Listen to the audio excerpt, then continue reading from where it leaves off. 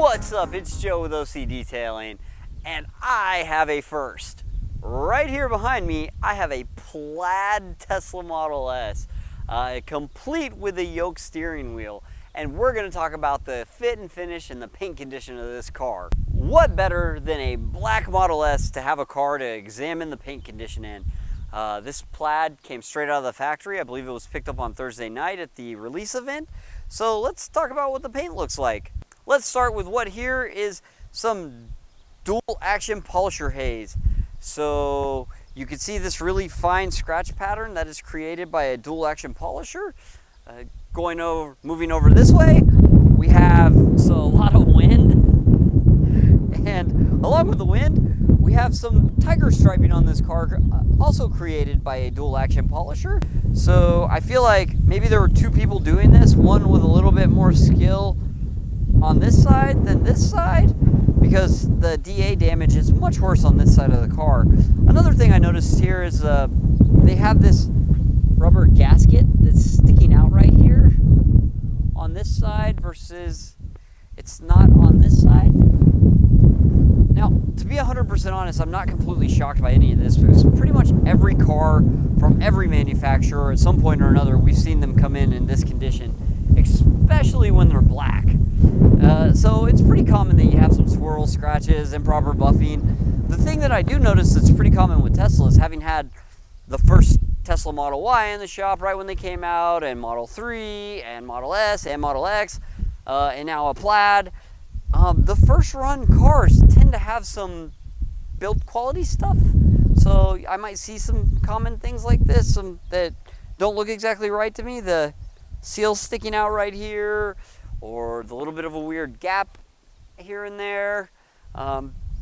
Also, you can see that there's lots of compound and cracks and wax in the cracks of this car. That being said, it's all pretty common. I'm going to do a paint correction video to see how this stuff cleans up here soon with this one. Wait, we're actually going to do a really big paint correction on this car, so all this is going to get cleaned up. Let's check out some of the other defects though. Really commonplace to get these kind of scratches on this car. It's a hard curve, so it's really hard to get a buffer in here flat. So what this is the side of a pad scratching along here, and then someone putting the buffer here and having the side of the pad scratch right here. So you get this pretty unique scratch pattern that's really obvious to me, because I've actually created these same marks myself. Whenever I'm doing this, I have to polish here, polish there, and then you have to go back with a little polisher with a 3-inch pad and get this whole line to get that better. And then you've got up here where you've got a lot of this. This is actually residue left over from whatever plastic was on this car that was taken off, put on at the factory. So it probably sat on there and some moisture got under it.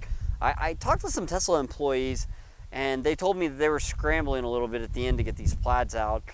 So I would imagine, you know, maybe it sat for a little bit right after it got done while they were doing some final software tweaks or whatever. Along with the plastic residue, you can actually see right here that you have quite a bit of buffer holograms. So along with the dual action polisher, somebody was using a rotary polisher on it as well. Tons of wipe down swirls. I can imagine, since these cars were at the press release, they were wiped down multiple times a day leading up to it, and then multiple times the day of. Tons of scratches right here. You can see that those are actually really deep. Yeah, we'll have our hands full with the correction on this one. They also have... Oh, wait.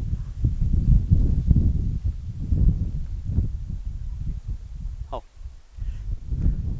You know, continuing around the car, there's also, you know, this same thing. There's a lot of wax and polish in the cracks and crevices. So, you know, they were buffing this car, and then they were waxing it, and, you know, all these things happen during that process. So we've got a combination of buffer holograms. We've got a combination oh, here you go. You got some hard water deposits right here. These are mineral etchings. Well, now that we've looked over the paint condition of the car, let's go get it in the shop so we can clean it up. We'll decontaminate the paint and get it ready to be corrected. And we'll do some correction on a few of these places just to see how well we can clean this thing up before we go on to our XPEL stealth wrap. And now we brought it inside so we can do a paint correction on it, because we're going to do a full XPEL stealth wrap on this. And anytime we do a PPF wrap, whether it be stealth, gloss, or even vinyl, we really like to make the paint look as good as possible. Doesn't really matter if you might not see it anymore. We know that it's perfect as it can get, and it really adds to the look, especially with the Stealth or Gloss PPF in our opinion. So let's start by taking a look at some of the stuff we're going to be correcting on this car. And I have my phone here and my handy dandy truth-telling flashlight that will show every defect, along with the shop lights that are great at catching stuff that you can't see outside. So let's take a look. There's a lot of DA haze here, a lot of scratches, and this light really shows it. So we saw it outside and it kind of looks gray, but if you look in here, you really can see how pronounced the scratches are. And I'm happy I can see it this easily. Black is unforgiving because it shows everything, but when you're correcting it, it's kind of cool because you literally have nowhere you can say where you kind of can't see it, like with some lighter colors. Sometimes really annoying to correct cars that are like that color, because you'll look at it from this angle and you won't see anything, and then you'll move over here and you'll catch scratches at different angles. So black, really straightforward, just get all the scratches out. And you can see where this was polished by Tesla, or I'm guessing at the factory, and there's a lot of defects left behind, along with leaving DA haze all over this. The more pronounced scratches are RIDs, so it's like random isolated deep scratches, and those are all still surface scratches, so they should be pretty easily removed with the machine. That being said, it takes proper use of the machine, which we're not seeing here. And, you know, not to knock Tesla, I mean, it's really understandable because every manufacturer does this. We had Porsches, Ferraris, we had a $500,000 Rolls Royce come in here that looked pretty similar to this. It's just a common thing among car manufacturers where they don't care that much to finish the cars down really well after they paint them. So let's go ahead and start correcting. Okay, so I have my Rupes Mark III right here. This paint is actually pretty bad, so I'm going to start with something fairly aggressive. I have a microfiber cutting disc, and then I'm using Carb Pro Ultra Cut Compound. I'm going to put a little bit of compound on here. It doesn't take a ton. With some compounds, I like to prime the pad. This isn't one of them. In our section up here, and just see what kind of improvement we can get with my first compounding pass. So I'm using speed 2, maybe 2 1/4, and I'm going to use very light pressure, just enough to keep the machine rotating about 2 times a second.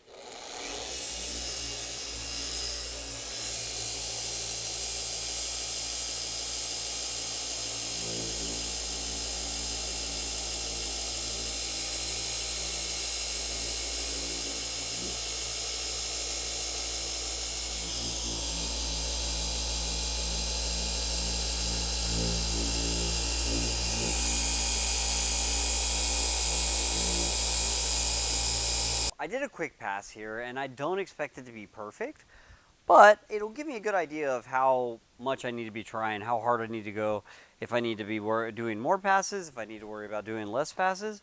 So let me get my flashlight here and see what we got. I actually, even without my flashlight on, I can see the haze I left behind. So this paint is really haze prone. There's also a lot of micro pitting in it. It's very difficult to catch on camera, but luckily the adhesive in the film should hide a lot of that. So let's see what it looks like with the light. You can see the section I compounded. So here's what was already there. And you can see what I did is a much more consistent haze pattern because I got all the scratches out, but also you can see where I'm leaving quite a bit of DA haze behind while I'm compounding. You know, when this happens, I think I want to step my pad down from a microfiber cutting disc to a microfiber finishing disc so that I have a little less refining to do, because I feel like I couldn't get this out in one step polishing, and it might require a couple steps, which would be like a medium aggressive polish down to a fine polish to get it where I want. But let's try jumping to a fine polish and see what it does. Okay, so I'm going to polish the area that I just compounded, and I'm also going to polish some of the area that was already compounded on the car, because I know usually she'll be doing that, and then just pick back up with me with a new bottle. Now let's try this again. So there, this one works. So this is Optimus Hyper Polish, and I know that this is actually a really great fine polish, but it's also pretty aggressive as far as removing this kind of defect. So this is what this is made for. So compound's made to remove the big defects. You go down to a more mild polish to get the defects that are left behind from compounding, and you end up with that mirror finish that we're looking for with virtually no defects. We accept some because it's just not safe to remove everything, and you want to leave as much clear coat intact as possible. But you also want it to be really good. We shoot for like an 85–90% correction anytime we're doing this.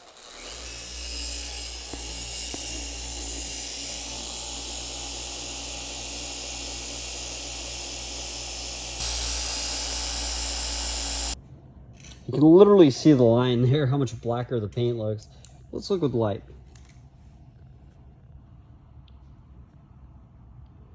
So you see all these dots?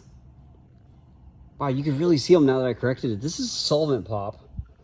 So this happens when the solvents that are in paint evaporate too quickly after it is painted, and you end up with all these dots in the paint. I was trying so hard to capture this on camera, but you see it clear as day now.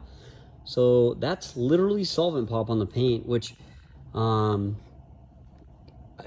of common for painting. It makes me think that the new line, if they're wherever they're painting the Plaid S's, probably needs to be tweaked a little bit, but I'm sure they'll figure that out. That's why they only released a few cars. And if you look over here where I stopped versus, it's kind of as I thought. You can see the random scratch there, and as I move my light around, you can see more random scratches there and there. So I don't think polishing this would get this where I want it. So I'm gonna have to go through and compound it, but the paint's soft enough that I guess my aggressive compounding got everything out pretty quickly, and then I could just go back over it with a quick hyper polish, and it would be as good as it's gonna get. The next question is, are we gonna be able to see this solvent pop through the film? So I'd want to get a little piece of film and put it on top of here, because if you can see it through the film, we should really wet sand this hood, because, you know, we can't have the car going out looking like it has freckles. Okay, after checking this out and putting in some film here and seeing that luckily the adhesive in PPF is really good about hiding some stuff, so it hides the solvent pop quite well, because you know, if I was going to get into sanding the whole hood of this car, it would be removing a lot of paint, and actually it's not the safest thing to do to a factory paint job. This one's actually measuring pretty thick, so I think it would be okay, because that's probably why you have solvent pop. The paint's so thick on here. But that being said, we're going to go on and correct this whole car, and it'll be all prepped, ready for us to wrap it in the next few days. Thanks for watching. I'm Joe with OCDetailing. Please subscribe for more videos.